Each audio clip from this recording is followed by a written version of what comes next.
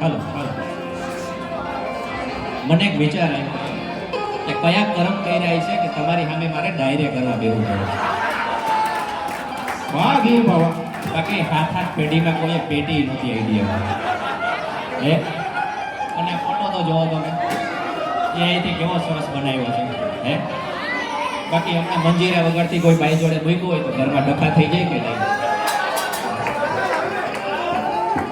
પણ એટલાન્ટિક પરિવારના આંગણે આવો રૂડો સરસ પ્રસંગ છે અને આપ સૌ બહેનો દીકરીઓ ભાઈઓ સાથે બેઠા છો ત્યારે મને કૃષ્ણની બે વાતો કરવાનું મન થાય.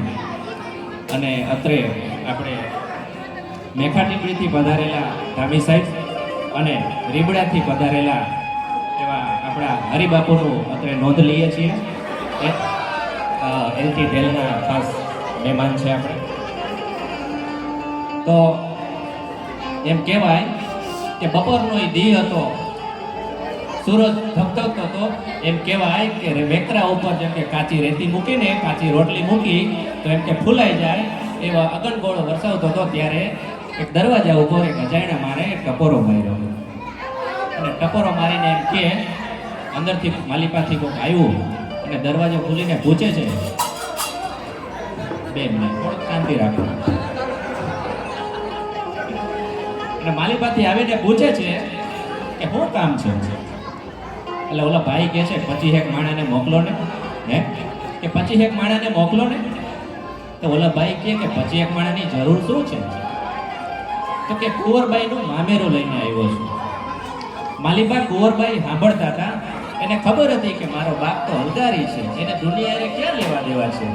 છતાંય એક દીકરીને એના બાપનું નામ સાંભળે ને એટલે એ ચકોર થઈ ગઈ, સતર્ક થઈ ગઈ અને એનું કામ પડતું મૂકી અને ગડગડતી દોટ મૂકી અને એમ કહેવાય કે દરવાજા પાસે જોવા જાય છે. અને જ્યાં જોવે છે શું જોવે છે તો કંઈ ગરીબડો બાપ, જૂનવાણી ગાડું, દુબળા બળદિયા. બે ઘડી મનમાં વિચાર કરે છે કે આ બાપ મારો આ ગરીબડો છે, આજે મને મેણા મારે છે, નો આવ્યો હોત તો સારું થાત. આ લોકો એ મેણા મારતા હતા કે તારો બાપ ગાડામાં પાણા લઈને આવ્યો હશે. હે કદાચ અહીંયા કુંવરબા એને જવાબ આપી શકત, પણ સાહેબ સમાજનો એક નિયમ છે કે જે માણાએ ખરાબ સમય જોયો તમને પૂછેલા આડા અવળા સવાલના 50 જવાબ તમે આપી શકો. સાહેબ તમને પૂછેલા સવાલોના 50 જવાબ આપી શકો, પણ જે માણસે ખરાબ સમય જોયો હોય ને એ કોઈ સામે ખરાબ વર્તાવ ન કરી શકે. એનાથી જેવું તેવું ન બોલાય. અને એને ખબર છે કે હું અહીંયા છું ને તો મારું મજૂર છે. હે પણ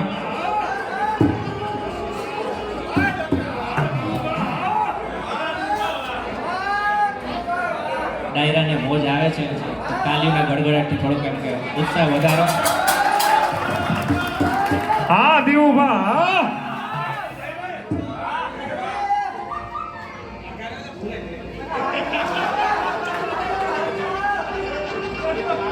પણ એ ગાંડો ગેલો નરસૈયો હે કૃષ્ણ હે રાધે એમાં તલ્લીન થઈ ગયો. એમ કહેવાય કે દીકરી ગડગડતી દોઢ મૂકી અને એના બાપને ભેટી પડે છે અને કાનમાં કહે છે કે દીકરી એના બાપને કાનમાં શું વાત કરે છે. એ મોટેથી નથી બોલતી, બધાની સામે નથી બોલતી. શું કહે છે કે તને એટલી ખબર ન પડે કે દીકરીના ઘરે આવી રીતે હોય. હે ત્યારે નરસૈયો શું કહે છે કે મારો કૃષ્ણ કરે ઠીક, મારો ઠાકર કરે ઠીક. હે એ નરસૈયો કે જેને કોકે આવીને કીધું કે તારા દીકરાનું અવસાન થઈ ગયું છે, આ વાત સાંભળી અને કદાચ કોક માણા ભાંગી જાય, કોક માણા તૂટી જાય, કોક માણા પડી જાય, પણ ત્યારે નરસૈયો શું કહે છે કે ભલું થઈ કે ભાગ્યનું તો આ ફકીર જેવું છે. ભાગ્ય કહેતા આ નસીબનું તો ફકીર જેવું છે, છતાંય જિંદગી અમીર જેવી છે. હા દીવુભા, વાહ. તમને આ નરસૈયાને જોઈને કદાચ એવું લાગે કે આ ભાગ્યનું જાણે ફકીર જેવું છે રાજપા, છતાંય આ નરસૈયા છતાંય અમારી જિંદગી અમીર જેવી છે. અને આ નજરોનું તો વાતે શું કરું બાપુ.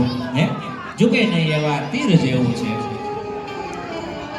એમ કહેવાય કે દીકરીની આંખમાંથી ગડગડતા આહુડા નીકળતા હતા ત્યારે નરસૈયાએ એટલું કીધું હતું કે જરાક ગાડામાં જોઈ લે ને હે કે ગાડામાં જરાક જોઈ લે ને મારા કાનાએ કંઈક મૂક્યું હોય છે વાત કરીએ તો કલાકો ટૂંકી પડે પણ ટૂંકમાં કહું કે કૃષ્ણએ ગાડામાં ચાંદીના વાસણો શીખાતા હે ભાઈ ભાઈ ભાઈ ભાઈ નરેશભાઈ વાત અહીં એટલી જ છે કે તમને એ કૃષ્ણ ઉપર ભરોસો હોવો જોઈએ એ પરમ તત્વ ઉપર તમને ભરોસો હોવો જોઈએ એ આપણો દ્વારકાધીશ હો ભાઈ એક આંધળો માણસ 33 વર્ષથી પૂનમું ભરે હે દ્વારકા જાય ચિમનભાઈ અને એક તોછડો માણસ કાણાને કાણો ન કહીએ એને કડવા લાગે વેણ એને પાસે બેસાડીને પૂછીએ સીધને ઘુમાવ્યા ને હે ભાઈ નબળી વાતો કરવી ને બહુ ઈજી છે હે બહુ ખારા વેણ બોલવા ને એ અઘરું છે જીગરો જોઈએ એના માટે હે introduction is not necessary for some brand sometimes just name is enough એ ભાઈ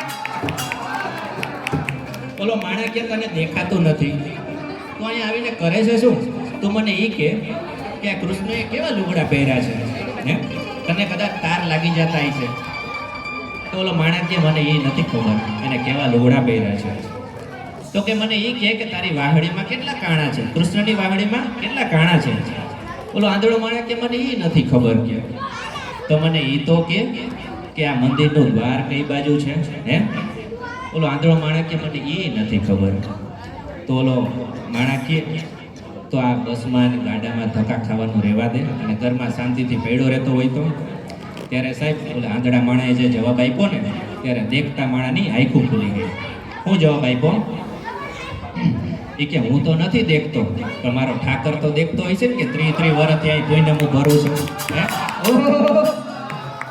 અમારામાં કાંઈક હોય ને તો એની નોંધ લેવી પડે સાહેબ ઠાકરને એ દ્વારકાધીશ એ આપણો કાનુડો કે જેની લોકબોલીએ ગવાયેલું ગીત આપણે આજે આપણા સાજિંદાથી આપણે માણીએ દ્વારિકાનો નાથ વગાડો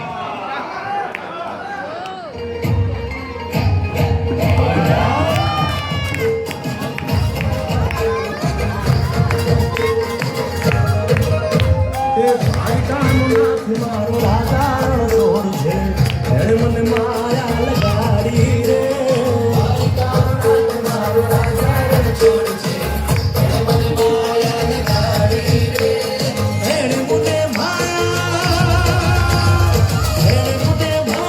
લગાડી મારા એને મને માયા લગાડી મારા મારે મને માયા લગાડી રે